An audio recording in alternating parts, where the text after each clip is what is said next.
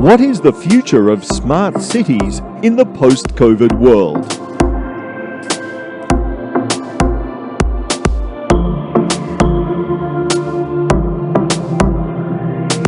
What will be the major new trends?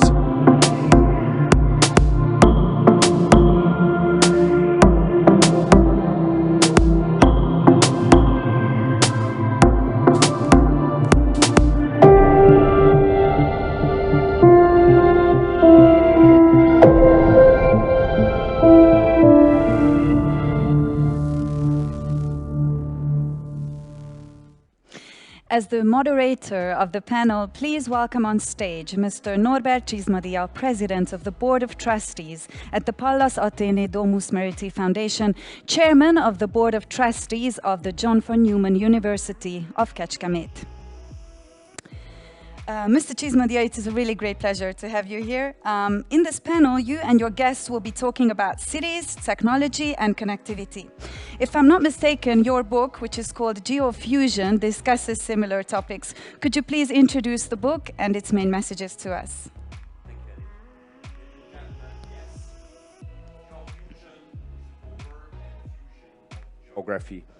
And the geography is the future, because the future is Eurasian. After the 500 years Atlantic period turned into the new age of the age of Eurasia. And the main characteristics is the long-term sustainability, Eurasian growth. We are living of the new multipolar world order, whereas the three main passwords are connectivity, connectivity, and sustainability. And the fourth pillars and the rise of geoeconomy. The newborn is the dawn of Eurasia, the rise of the global cities and the role of technologies. Because in the age of globalization turned into the age of the technology, and the new geopolitics are technology, diffusion, and sustainability. Like platform economy and platform geopolitics, robotics, artificial intelligence, digital technology and information technology. The new partnership, new routes, new models, new technology discovering the smart and smarty solution in the smart cities, the smart nation, and smart techniques. And what is the geofusion? The geofusion is a destiny. Geofusion is a link between geography, social, economic, and political process at a very special level that brings together the different disciplines: economics, geopolitics, geoeconomics, network analysis, international relation, and world economic as the new synthesis that reflect to the global trends. The create of the new result on the geography using the economic policy, the technology, design, and the spontaneously is the visualization together. The geofusion, the map of the connectivity, the infrastructure, the technology, the digitalization, and the focusing of the main hubs. The geofusion maps show for the main geopolitical players and the main geopolitical special structure in our recent decade. The cities are important. 200 years ago, only 3% of the global population living in the city. Today, more than 55%, and in the year 2050 will be more than 70%. And today, 80% of the global GDP is generated by the cities. We are living of the new age of Renaissance, networks, city-states, new commercial routes, technological revolution. And for the global cities are the main arteries, the target area of the economy life. The global cities now determined of their future rather than in the past. And the age of fusion and networks, city and role have become even the more important. Livability, diversity, cultural features, healthy, international connection, the status for financial service, the scientific study like startup city, the smart cities, and the world-leading universities determine for the new function. Because the new function and the new fusion are born, the present situation for these new global cities, the referended for the Fusionopolis. For the new competitiveness rankings, the factors, the mainly focus for the innovation, for education, livability, sustainability, and of course, to the global connectivity and the technology. So, on our world, we have 64 fusionopolis, 64 global cities, what is determining on the world new competitiveness rankings. In the new fusionopolis rankings, number 1 is Singapore, second is Shenzhen and the Bay Area, Tokyo, London, New York, Paris, Seoul, Sydney, Amsterdam, Toronto, Shanghai, San Francisco, and Beijing. This new competitiveness ranking is very similar like the competitiveness for the smart cities. Because, of course, we are living of the age of geofusion, the rise of the cities, the age of Eurasia, the long-term sustainable Eurasian age. Thank you very much. Thank you very much for this really great summary. And if the words of Mr. Chismadia have aroused your interest, look for the hard copy or the e-book version of the GeoFusion online. And now I would love and like to give the floor to Mr. Chismadia and the participants of the next session. Thank you very much. So, ladies and gentlemen, distinguished guests all around the world and in the platform world, so please welcome our session about focusing the global cities, the connectivity, the technology, innovation, and even for smart cities. Our session starts with 2 keynote speakers. So firstly, please welcome the Mr. Jinhuan Dong.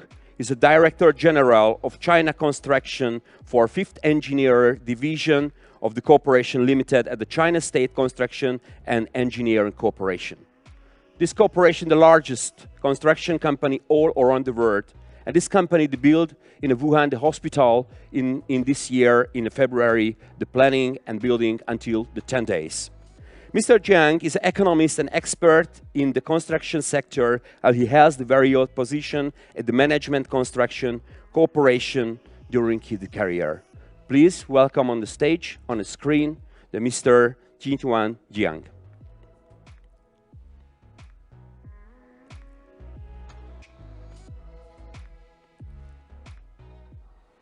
各位嘉宾以及在线参会的各界朋友，大家好！很高兴能有机会与欧亚各界同仁交流智慧城市这一话题。当今世界正面临100年未有之大变局。新冠肺炎疫情的全球大流行，正使得这一变局加速演进。世界的多极化趋势正愈加明显。中欧作为世界2大力量、2大市场，一直以来都有频繁的交流与互动。上个月，中国国家主席习近平同欧盟轮值主席国德国总理默克尔、欧洲理事会主席米歇尔、欧盟委员会主席冯德莱恩共同举行的视频会晤，正是中欧互动的一个缩影。会上，习主席提到了4个坚持，其中包括了坚持开放合作。我们今天的交流，正是这一坚持的具体体现，是相互启发、共同进步的一个难得的机会。中国建筑是全球最大的投资建设集团与可持续发展的城市综合服务提供商。2019年，中国建筑实现营业收入1800亿美元，在世界500强中排名第18位。中国建筑每年在全球范围内承建数以万计的城市建设项目，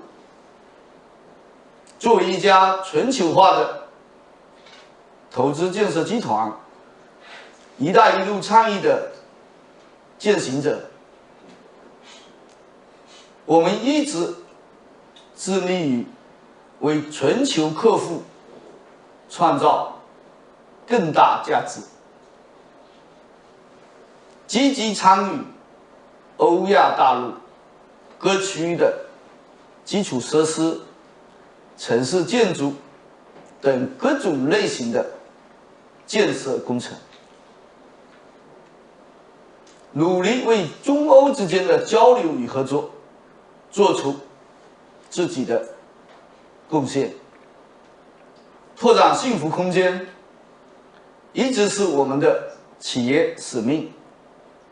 在这样的使命之下，我们一直在思考该如何通过城市传递幸福，如何通过建设营造未来。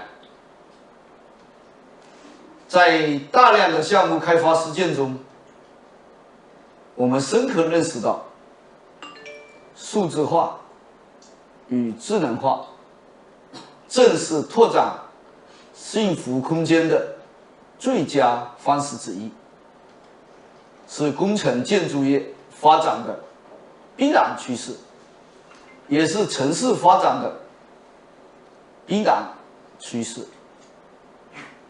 因此，中国建筑在城市创新和建筑数字化等领域进行了多方面、多层次的思考和实践。我们的发展思路与方向可以总结为以下3个方面：一是提升自身的信息技术创新能力，加强并母、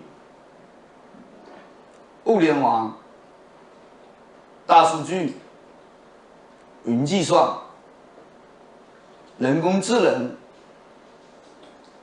无人机等技术的基层应用；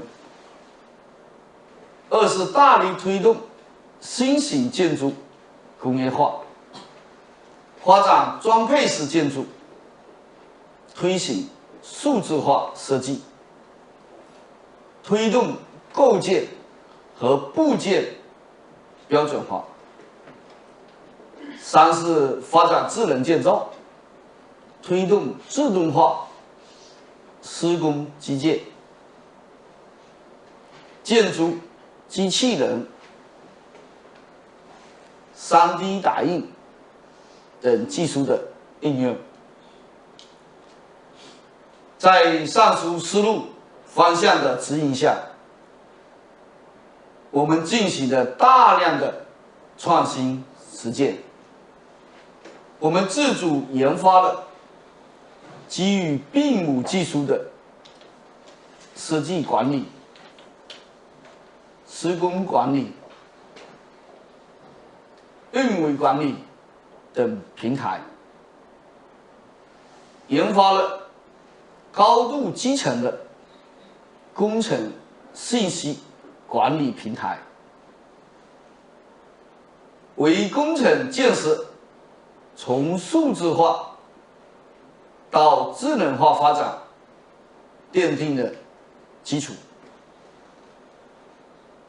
促进绿色化、智能化、新型建筑业态发展。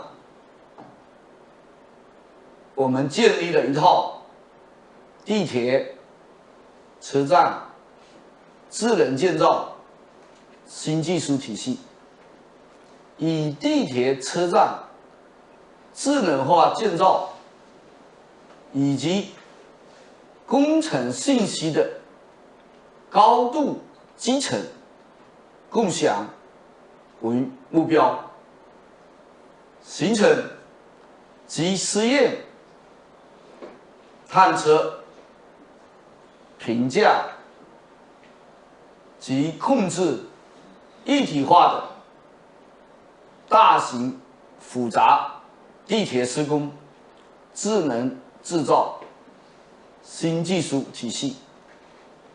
具体到项目的应用中，在长沙地下综合管廊项目，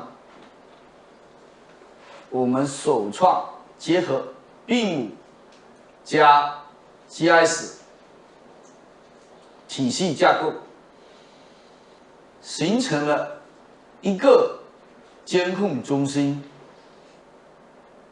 一个综合管理平台，4大系统：环境与设备监控系统、安全防范系统、通信系统、预警与报警系统的信息化管理平台，并采用智能机器人巡检、栏内无线传感组网等新技术应用，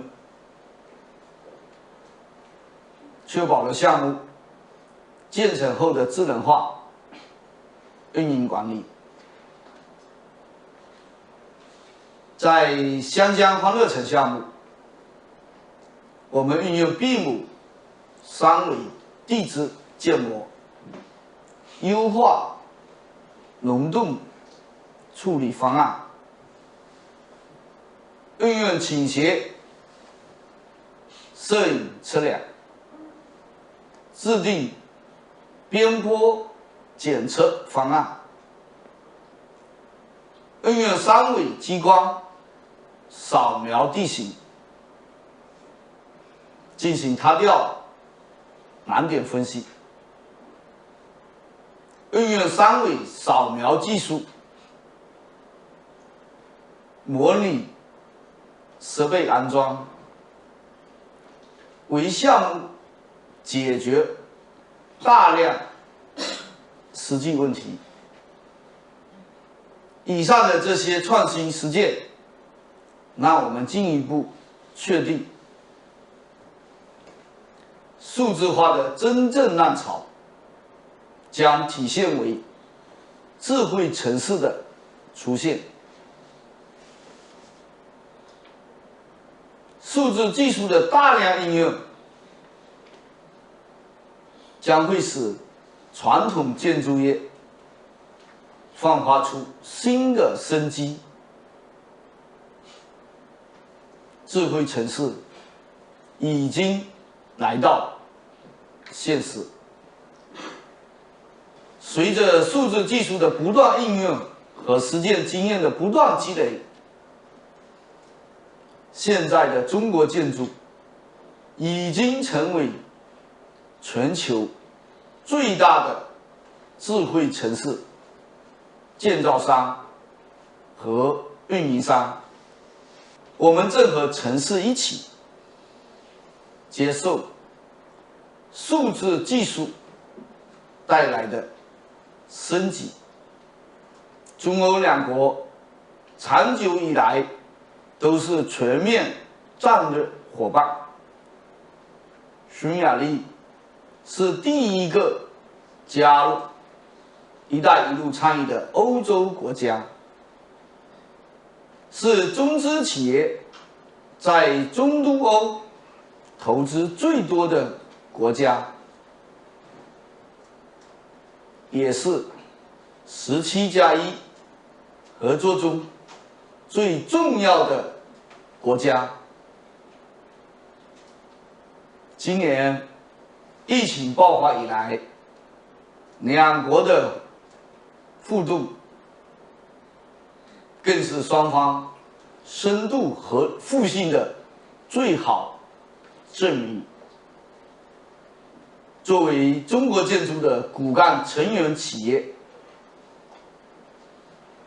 中建5局目前已在匈牙利成立当地公司，并作为我们在中东欧区域的总部。我们希望能有机会和欧洲各界同仁合作，将智慧城市的理念和实践带到更多的地方，就像“一带一路”倡议的目标一样。我们相信，这样的交流和合作可以给彼此带来多元、自主、平衡、可持续的发展。谢谢大家。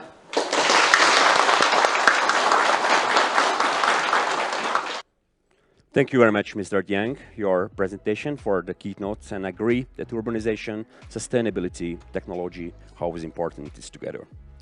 For our next keynote speaker are from National University of Singapore, Professor Eng Chai Tan, who is the 5th president of the National University of Singapore since 2018, one of the most leading university in Asia. The Tan is passionate and award-winning educator. He was the pioneer architect and current academic system of the National University of Singapore and has added for many initiatives. Professor Tan is a member of the Singapore Future Economic Council, which is tasked for driving the growth for transformation of the country's future economy.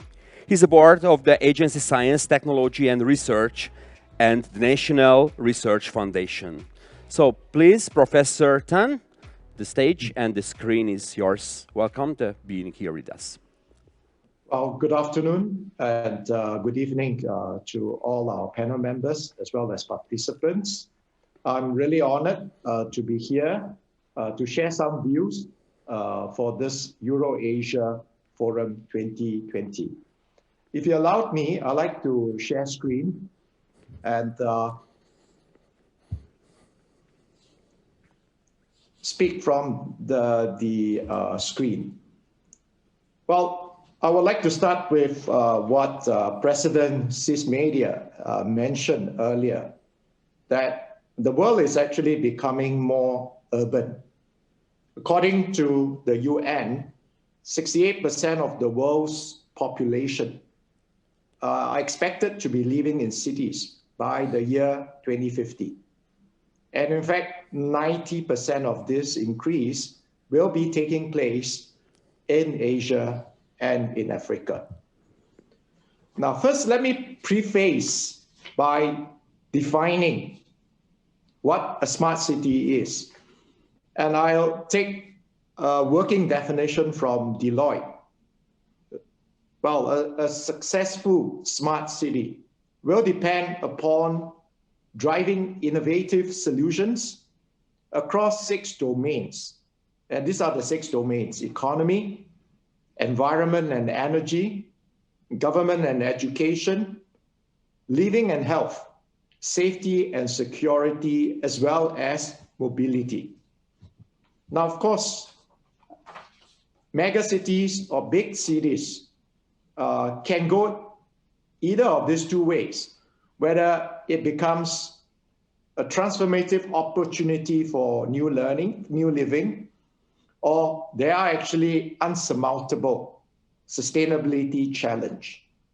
Now, because cities drive a lot of the growth, and more so in the future, it is important to position big cities for all these opportunities. What I'd like to share would be some of the focus and initiatives in Singapore as the means to highlight what works in Singapore and what we are trying to do. Now, one key thing here is to have an open data architecture. And this architecture should facilitate inclusiveness. so that we can encourage citizen-centric co-creation for their own benefit as well as for the society. Singapore, we want to condition ourselves as a living laboratory where we can develop, test, and pilot digital solutions for better urban living. Now, because of the easy access to data, there has to be priority given on cybersecurity as well as data privacy. And very important, if you want inclusiveness, that digital inclusion must come from reskilling and promoting the learning of digital skill sets, such as AI, data analytics, coding, and so on and so forth. And here, universities and institutes of higher learning can help to facilitate this. Now, at the same time, the Singapore government is very digital. It goes for digital government, and we have a Singapore government tech stack, which provides that platform to allow for services of the government to be available digitally. Another important thing is that of a cloud in architecture that would facilitate emerging technologies to be brought to service providers as well as workers. And because the service industry is one big part of our economy, we are hoping to position Singapore as a services 4.0 hub. Now, we also learned from experiences of big cities that are near to Singapore. So we are part of this global or regional collaboration, the ASEAN Smart Cities Network, which was established in 2018. Now, as a result of COVID, we realized, or the Singapore government realized, that there is a need to quickly step up the various digital transformation initiatives.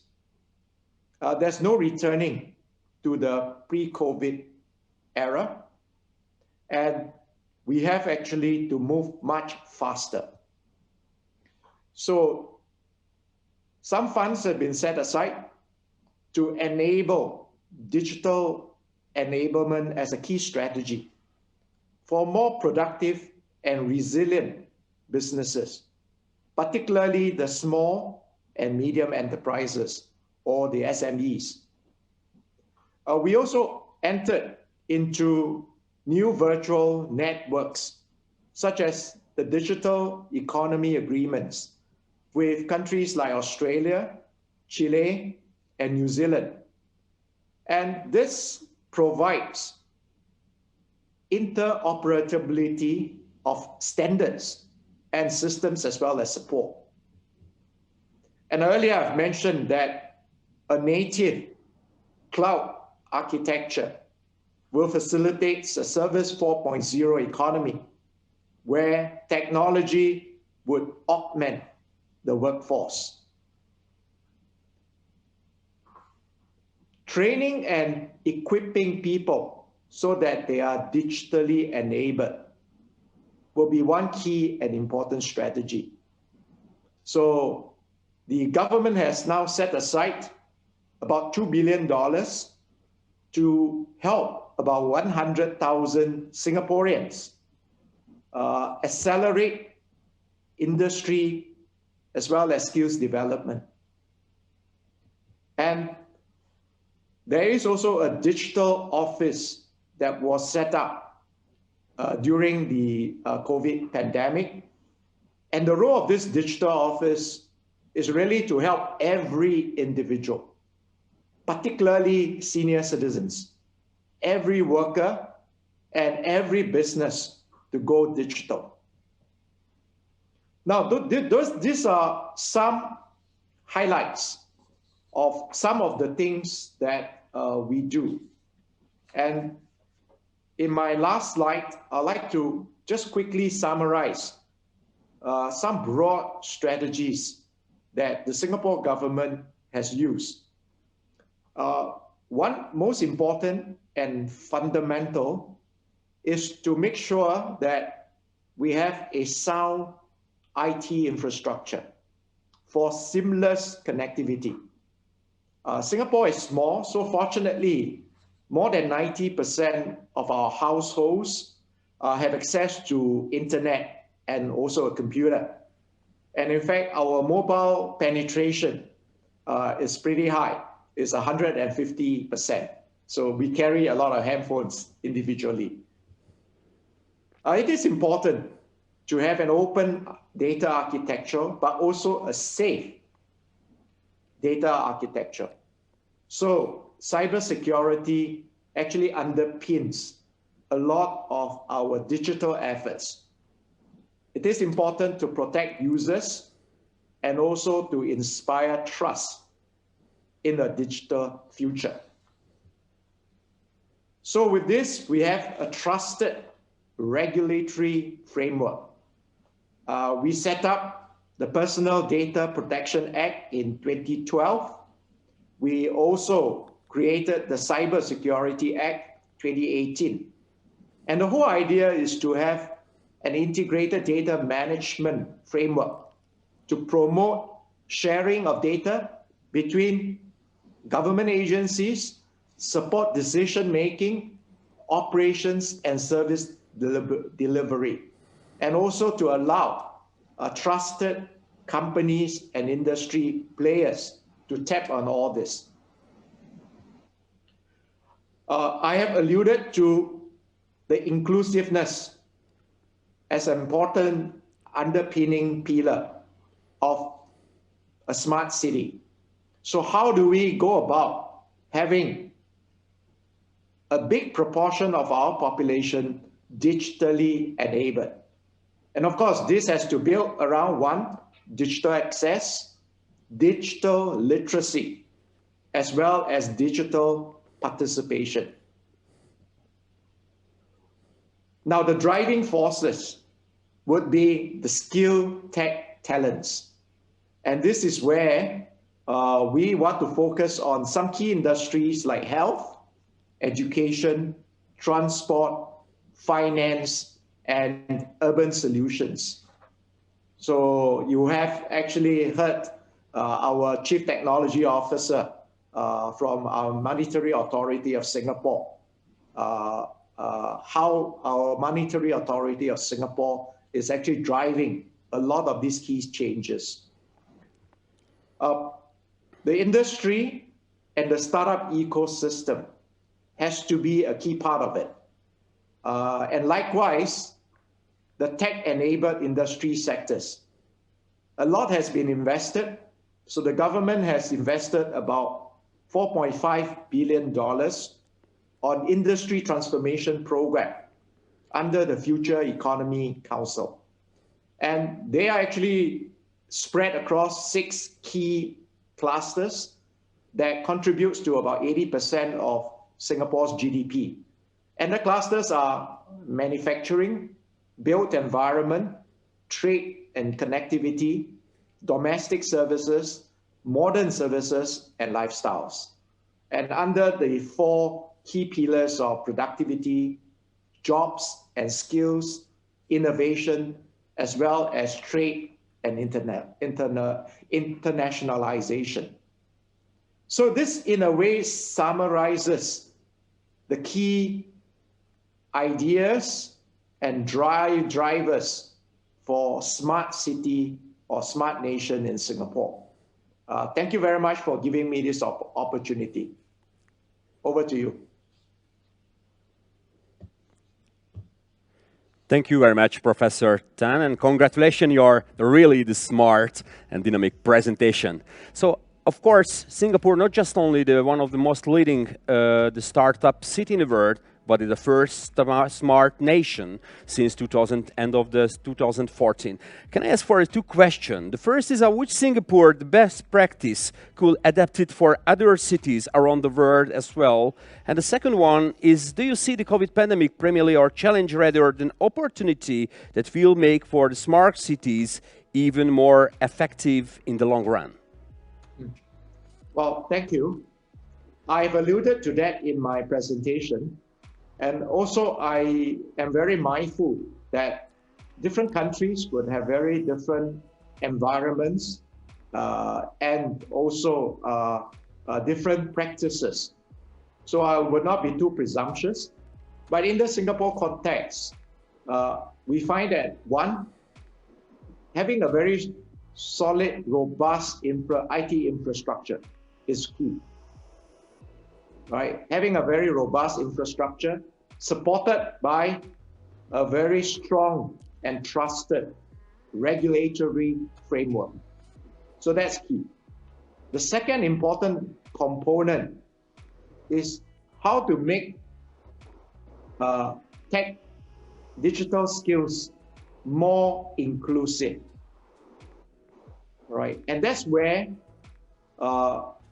institutes of higher learning, as well as industries, right? And these are supported by programs, the Skills Future program of the government, where even the senior citizens, all right, they are encouraged to access digital facilities and even use and participate in them, right? And there has to be a spectrum of talents who can actually use technology or even be enabled by technology.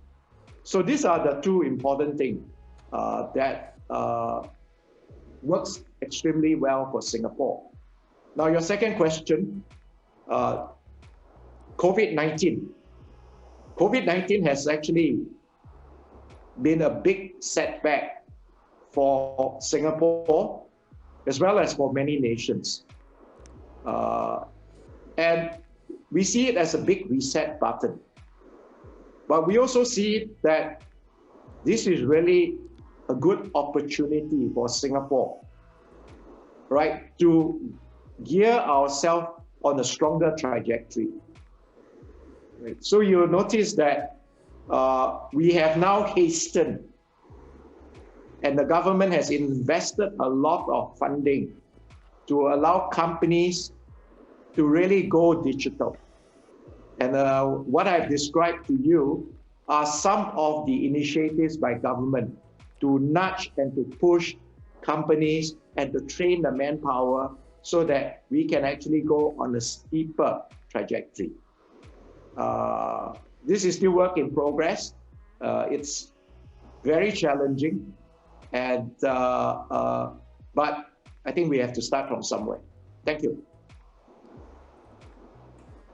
Thank you very much, Mr. Tang. So an even very honor and very glad that we can make for the global and digital connection between Singapore and Budapest, or Singapore or Hungary. How I call it is a singary. What does it mean is a singularity. Thank you for being with us. Thank you. Okay, so for the panel, it is smart cities and the healthy future, innovation, urbanization, and the importance of the digital literacy. And when we start off the panel, I want to show for 5 maps around the world for the reflect to the Fusionopolis, and even for the global cities, and the GeoFusion maps is how it's working, if it's working, yes. So this is the age of Eurasia, what is focusing the connectivity, the complexity, and sustainability. The GeoFusion map of the 21st century, like digital infrastructure connection, is a focusing of the main hub of the global cities, and how I call them is a Fusionopolis. About the cities, is the cities revolution between 2050 until 2030, how is the urbans growing across to the world, and even with the connectivity and the fusion, how is the role of the global cities in the future. We can see here is the 64 global cities or the fusion policy in the world, and the new rankings, what is very interesting because it's very similar like the smart city competitiveness. This is Singapore, Shenzhen, Shanghai, Beijing, Seoul, Tokyo, the European city, and San Francisco and New York in the top cities. So I think the future is like digitalization, and the connection is important. So our panelists want to discuss about the acceleration for the smart cities, and even, you know, for the smart city required for the smart population too, and the cutting edge technology on the everyday's life. So if we need for the modernization for the education system, special the provide of the highly trained professional job market, of course, the technology talents to the future, and the solution to keep us for the latest, the global trend. So I just want to ask for our 4 panelists is welcome to stay with us. And the first is Ms. Imola Shepherd. Is a senior scientist of the International Institute for Applied System Analysis in Luxembourg in Austria since 2009. Currently, the main research interest is the digitalization, impact of the structure of the global economy. She was nominated the position and the special advising expert of the Finnish Prime Minister Office in the Toimi project. And she's been the expert of the Future Committee of the Finnish Parliament. Well, thank you very much to being with us. Second panelist is Mr. Li Jin. Dr. Li Jin is Executive Vice President of the Fudan University, the Dean of the Shanghai Medicine College and Director of the Human Phenomenon Institute, Academician of the Chinese Academic of Science. He's received several scientific awards, and he's received the edition board member of the 9 international academic journals. He's also the Vice President of the Chinese Anthropological Society and Genetic Society of China. Thank you, Mr. Li Jin. Welcome. The third panelist is Bruno Lanvin. He's the President of the Smart City Observatory. He's also Executive Director instead of the Global Indicate, the former CEO and DL partner, co-founder of Director of the Portland's Institute. His expression of the senior responsibilities at the World Bank and United Nations. Mr. Lanvin, welcome on the screen. And the fourth panelist is Mr. Zhang Hulin. He's currently serving of the chairman of the Smart City Committee of the Seoul Metropolitan Government, professor the Technology and Innovation Management, the Graduate School of Information of Yonsei University in Seoul, South Korea.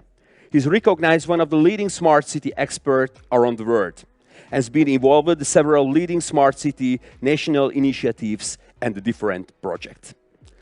Thank you. So welcome here in Global Connection, the stage or in the screen.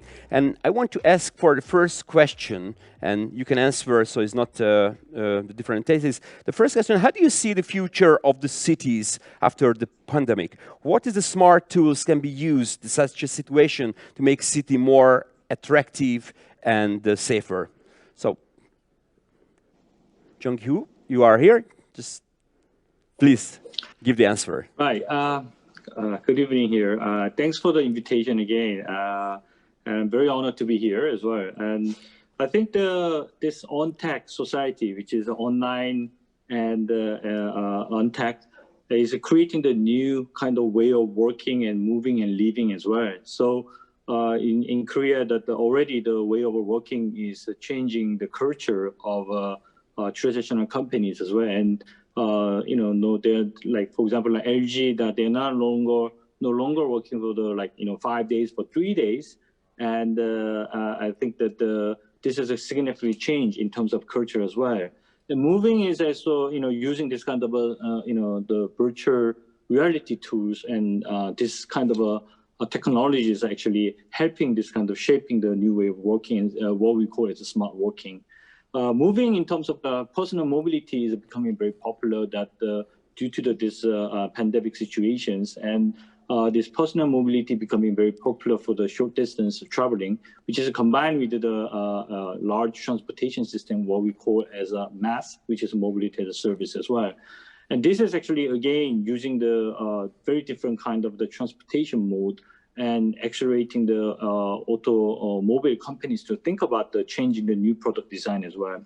Again, the living is also the changing the space that the living room is changing into the more personal office as well. So actually a lot of construction companies are actually changing their business model to how actually we can actually respond into this pandemic situations, and also changing this kind of way of living as well, especially for the environment protections and using this purification system as well.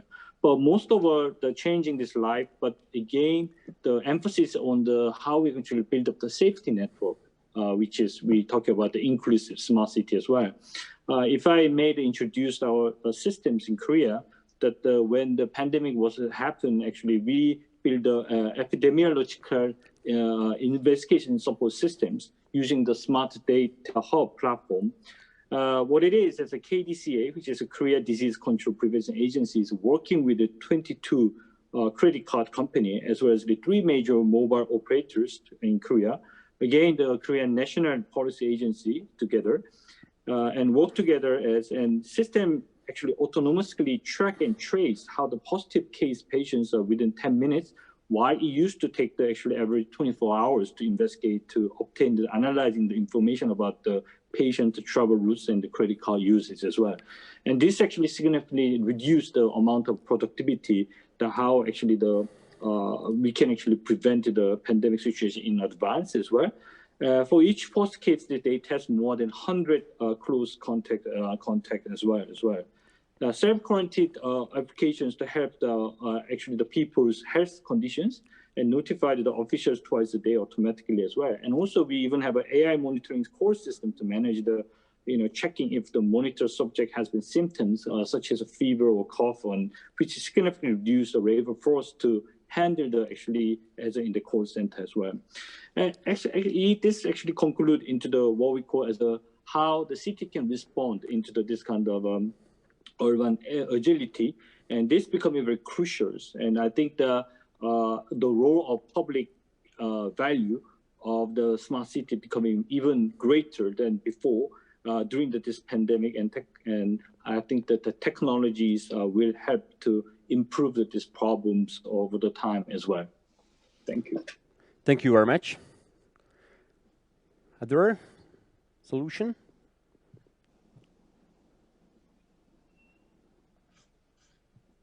I may.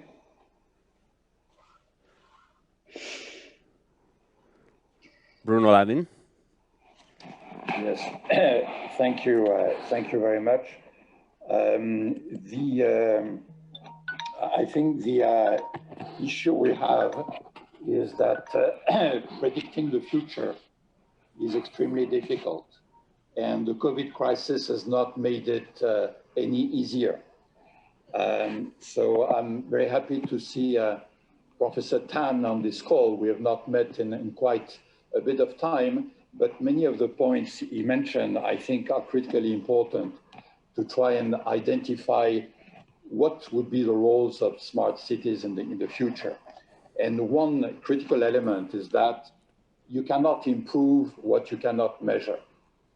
There are many definitions of smart cities.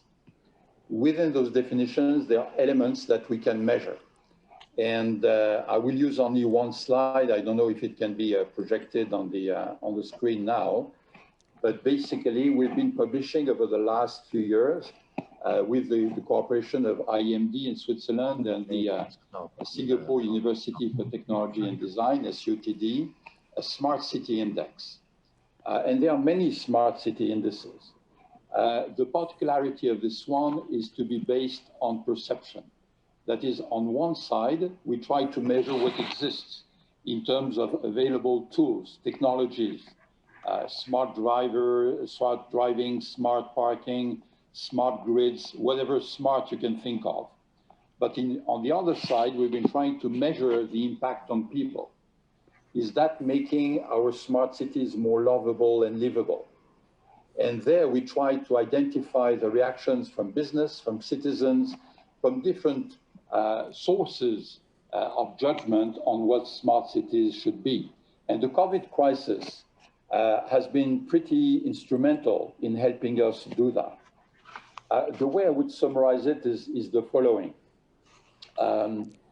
It is too early to draw the lessons of COVID because we're still in the middle of the sanitary crisis. It's not over yet. The big crisis that will come from COVID is of an economic and social nature. And that one has hardly started. What indices like the Smart City Index tell us is that smart cities generally have been better at withstanding the effects of the pandemic. This is a reason to think that they may also be better than other cities to withstand the effect of the coming social and economic crisis. This is all we can say at this stage. But we should keep in mind that the role of cities in the future are going to be significantly different from what we had in a pre-COVID era. And I will just point at three elements here. The first one was already underlined both by our moderator and by Professor Tan. In the next 25 years or so, we'll have to fit 2.5 billion people more in cities. Making them lovable and livable is therefore a challenge. The smart cities will be the natural test bed for artificial intelligence. Singapore wants to be a living laboratory. There's very little you can do at the stage of a large nation like China, for instance, or most other heavily populated nations. You have to do it at city level. So we're going to have to look at the experience of smart cities to see where artificial intelligence could lead us. And the third element is that cities can play a very significant role in restoring trust and cooperation across national borders. Globalization needs to be redefined. It has to go beyond nation states. And we've seen many nation states withdrawing from international agreement, for instance, on climate change. And when that happened, cities and local governments have stepped up to the plate. They've said, maybe our central government wants to withdraw, but we want to keep working at fighting climate change and other global challenges. So these are indications of where cities could play significantly new roles. And my conclusion, looking at that, and that also refers to what Professor Tan said earlier, talent will be at the core of what smart cities can be and do. It is today cities that have become the main magnets for talent, much more than countries. Growing, attracting, and retaining talent will therefore be among the key objectives guiding the designers and leaders of smart cities. And new kind of talents are needed not only to build and govern tomorrow's smart cities, but also to think about how our societies will be organized in and around smart cities. So diversity, gender, for instance, age, culture will be vital. But critically important will be the role we want to give to younger people, because after all, the future belongs to them. Thank you. Yeah, I would like to echo the previous speaker, especially on the use of technology in the development of the smart city. And as a professor in medical sciences, and I would like to emphasize here that a smart city should be able to enable people live in an environment with least exposure to infectious diseases, especially now in the context of the emergence of COVID-19. Now, cities are becoming smarter as the governments, businesses, and the communities increasingly rely on ICT technology. And to overcome the challenges from rapid urbanization.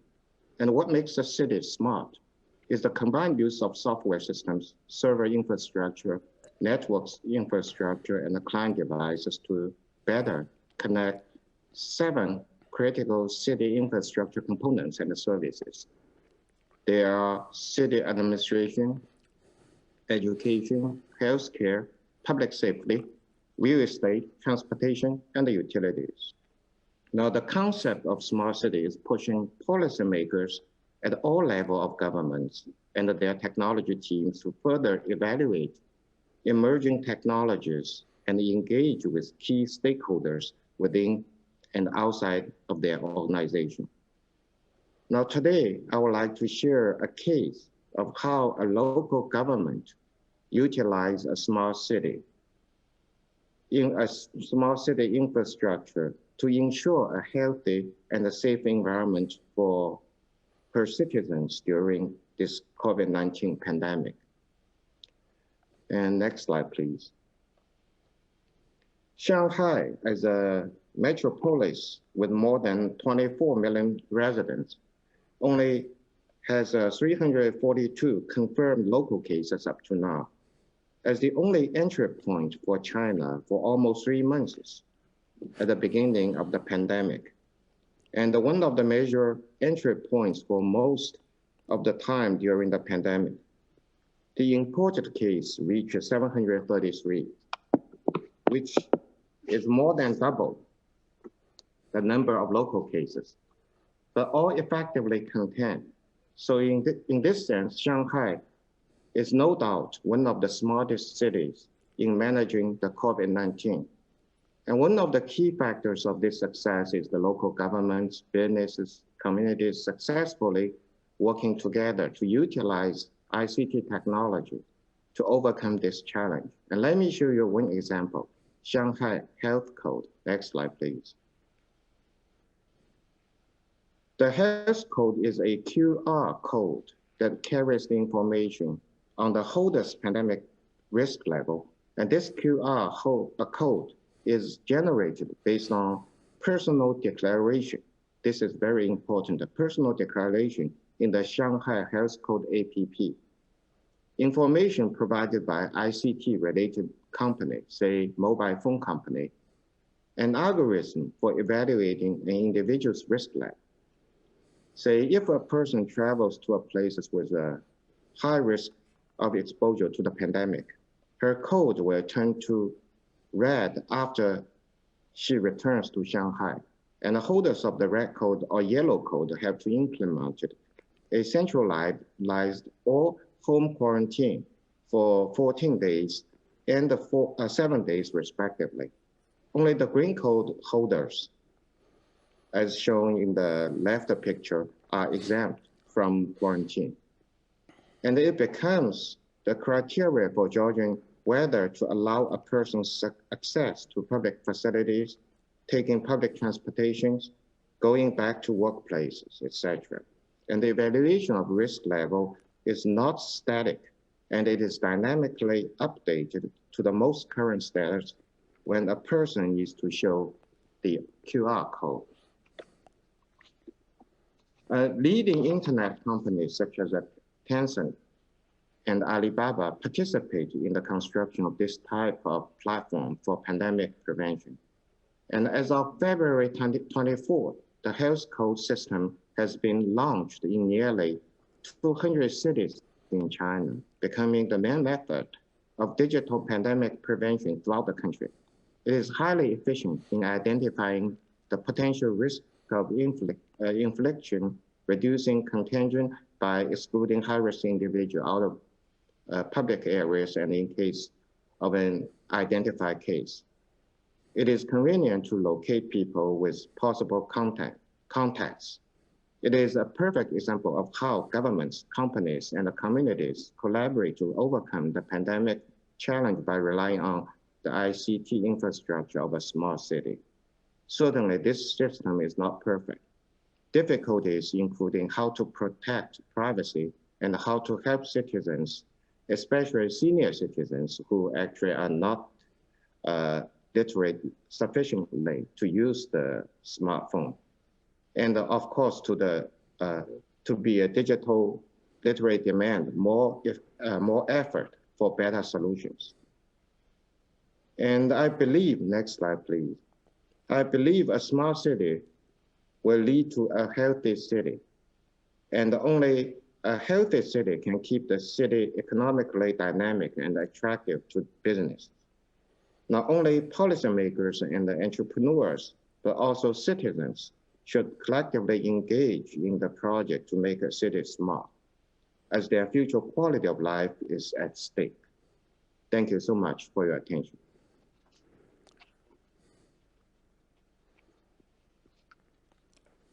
Thank you, Mr. Li Jin. Unmute. Now, all of my distinguished colleagues have had an opportunity to comment. So I'm happy to say the final word for this issue. I think that as we heard from Shanghai experience, it's magnificent how the digital platforms and smart systems have been able to operate in pandemics crises. And I think that is the benefit, one of the benefits of smart city, the surveillance systems that we are able to implement even immediately when something happens. But we have to admit that our cities and our technology hasn't been able to solve the problem. So there is another challenge, and I think that where we have failed is we have failed in resilience. So even if our technologies are helping people to adapt, we have failed to prevent infections, and we have failed to take care of infected people. And we have created, as we see globally, atmosphere of fear all over, and that has led to very surprising reactions within the social system. So we have to be aware of that when we are using and utilizing technology for smart cities, we are increasing in the dependencies as well. And increasing in the complexity of the system is, of course, a potential source of crisis as well. Now at this stage, we have been able to benefit of digitalization. What about if the next crises are something like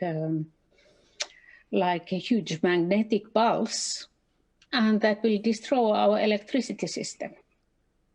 Now, in that kind of situation, our smart cities should have smart social systems that are able to operate and build trust and cooperate even in that kind of situations. So I have been studying uncertainty now for 20 years already, so I have to be always reminding people about different surprises. And so I would include smartness of social systems into a smart city as well. City should be for well-being of citizens, not for implementation of technology and surveillance, as we know. Thank you. Thank you very much. For the next round, for a question, what do you think about how the smart city, the promotion for sustainability?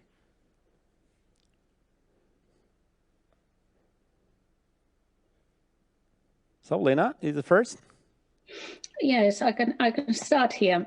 I will tell you a very small anecdote. I had a small, wonderful white two-seater Honda.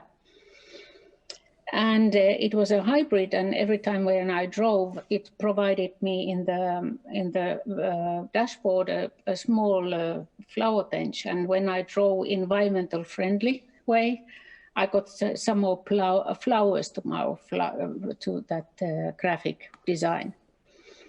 And I'm a PhD and a scientist and everything, but it didn't. I got used to that. I got excited about it, and I got a fast feedback loop of my behavior.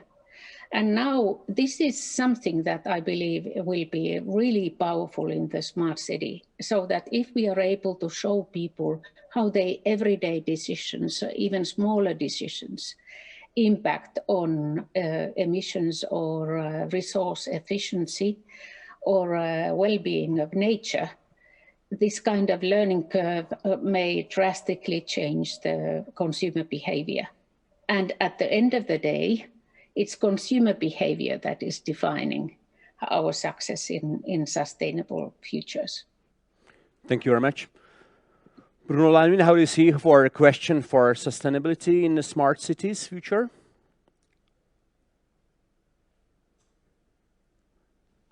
Sorry, that was addressed to me? Yeah. Hello? Yeah. How do you see for as I mentioned before, we see cities playing an increasing role in sustainability when nation states are withdrawing from their international commitment. So that's already one aspect. Another one is linked to the studies we've been doing for the last 9 years now on talent competitiveness. High-level talent can work remotely. What they need is basically broadband connectivity, and they can deliver. So the place where they will decide to live will have to meet a number of additional criteria in addition to good connectivity. They will look in particular for quality of life. So the ability of smart cities to deliver on sustainability will also be a condition for them to be competitive in terms of attracting global talent. And this is probably one of the reasons why in our rankings, Scandinavian cities rank so high.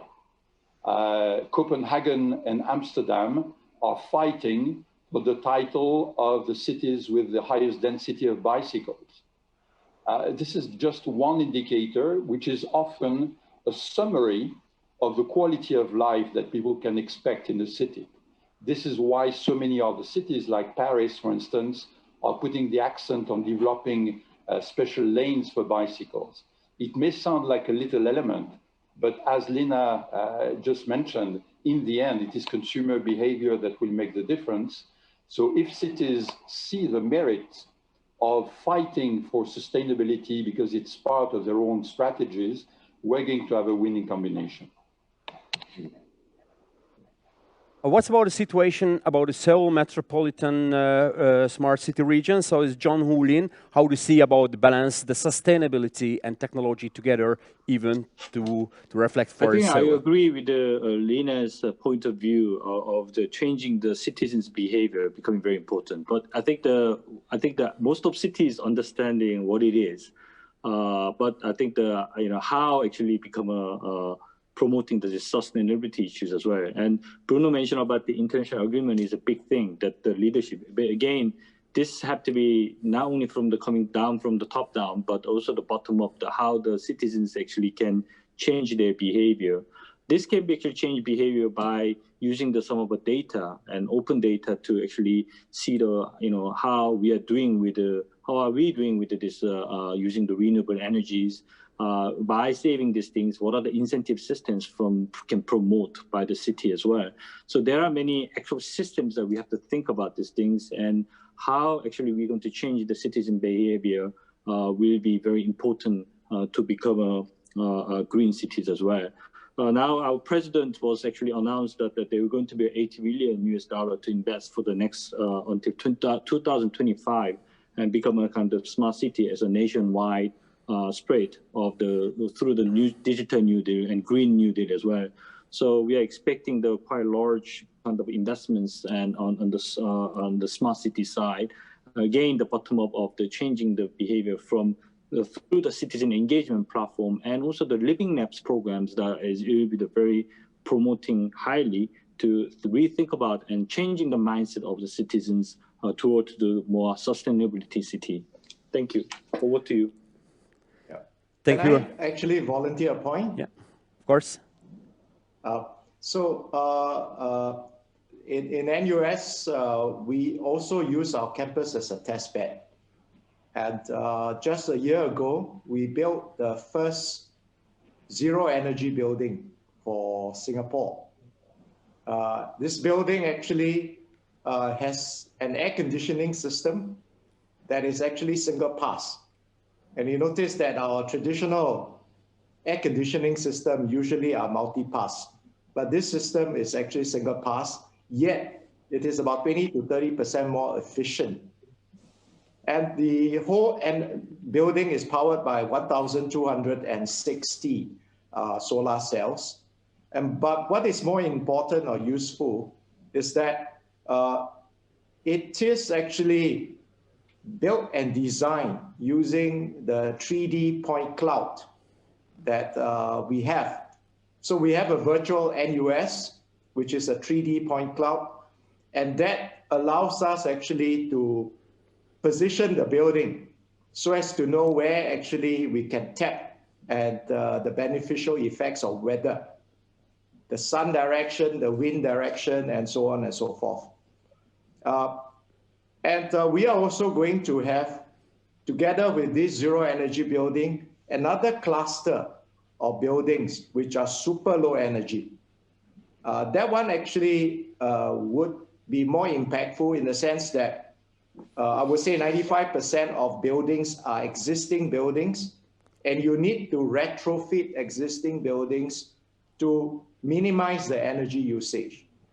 We are in the process of actually doing it. By the end of this year, this should be completed. Then we have actually a zone of super low energy buildings, some of which are retrofitted. And one important aspect is how to tie up sustainability with health. So our zero energy building actually was awarded the wellness certification by the International Wellness Body, which means that that is actually a healthy building. Likewise, we are also trying to push that to a lot of our buildings within NUS. So that gives you a sort of a sense that we can actually try to experiment within a smaller locality. And if successful, it can be propagated. Thank you. Thank you very much. Finally, because our chapters will finish soon, we have this one more question. So I want to ask everybody for the quick answer. And the question is, does the smart city have any regional and even Eurasian characteristics? So just please, the short answer. Lena, the first. Yeah, that comes from scalability. If you find a good solution in one country, the same technology and same solution can be adapted in the other place, even if the cultures and people's needs are very different. And that is, of course, much faster and much more efficient than invent everything the wheel by yourself. Thank you very much. Li Jin, the Executive Vice for the President of Fudan University. Li? Well, any models or success stories can be replicated, and they should be in many different ways. But I think while we are doing that, it is very important to really take into very detailed and good consideration of special culture and a special country, special history of each and every countries. Thank you very much. Bruno Langwin, how do you see about the regional questions for the characteristics of the smart cities? Yes, I would echo what Professor Lee just said. Cultural differences are very important. But looking at the context of Europe on one side and the context of Asia on the other side could be a very fruitful combination, because precisely cultures and histories have been different. Combining the solutions provided for smart cities in Europe and in Asia could be a very fertile exercise that should be pursued. So let's stimulate exchanges of information, exchanges of experiences between the cities across Eurasia. Thank you very much. The John Hulin, how do you see for a question for Eurasian characteristics for the smart cities? Right. I think each countries and each different city has their own strategies and also their own characteristic based on their building of the smart city, based on their kind of local characteristics as well. But more time goes, I think the European was actually starting smart city from the more sustainability perspective, while the Asian countries are looking at the more transportations areas. Like, for example, Seoul Metropolitan was actually providing the excellent kind of integrated transportation systems as well. So again, there are pros and cons and some of the strengths and weaknesses as well. So I think as time goes, evolving into the smart city in more mature stages, I think that there are kind of a common area that we can actually work together as well. And there are a couple of programs that are running with the innovation exchange between the cities as well. And I think that we should more collaborate these things after this pandemic finished, and working together and changing this innovation ideas, and that will be the great opportunity to actually proceed into become a more smarter city with the smart people. Thank you very much. Professor Tan, you are here. What do you think about the characteristics of the Eurasian smart cities? My sense is this, that I think we should try to look for more commonalities rather than differentiation, because a smart city needs to be connected, to communicate, and to connect. I think the similarities are more important. Thank you. Thank you. And I just want to say then, I've been in Singapore, in Astar, where you with the board of the trust. And I remember where the director thought about the Fusionopolis. So this is, about the technology, sustainability, and smart solution together is combined with the universities. And I believe that, of course, for the combination and the connection between the different regions, the different cities is important, that can we learn each other. This is the occasion that we are here in the Budapest Eurasia Forum. Thank you very much, everybody, for this very interesting talking and discussion about the smart cities, the future of the global cities, and of course, of the post-pandemic era, the future of the post-pandemic era of the new geopolitical world order. So thank you very much, everybody, again, and great to thank you. Thank you. Thank you. Thank you. Thank you very much, Mr. Chismadia, for this really great panel. I'm sure we all have learned very useful facts about smart cities and the prospects of the digitalization in urbanization.